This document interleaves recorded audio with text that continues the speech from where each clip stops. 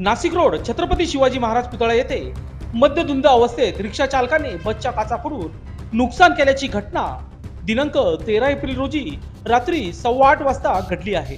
महामंडळाची बस ही शिर्डीवरून प्रवासी घेऊन नाशिकच्या दिशेने जात असताना नाशिक रोड येथील छत्रपती शिवाजी महाराज पुतळा येथे एका रिक्षा चालकाला किरकोळ कट लागल्याच्या कारणाने बस चालकाला वाईट साईड शिवीगाळ करत खाली खेचून मारहाण करण्याचा प्रयत्न केला होता, परंतु प्रवाशांनी मध्यस्थी केली असता तो तेथून निघाला व रिक्षा घेऊन बस समोर उभी केली आणि रस्त्यावरील दगडाने बसची काच फोडून नुकसान केले आहे।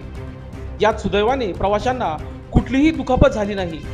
बस चालकाने प्रवाशासहित बस नाशिक रोड पोलीस ठाण्यात आणून उभी केली। या प्रकरणी नाशिक रोड पोलीस ठाण्यात गुन्हा दाखल केला आहे। मी शिर्डीहून या गाडीत बसलेलो आहे। नाशिकला उतरायचं होतं मला। नाशिकच्या सिग्नलला आपल्या रेल्वे स्टेशनचं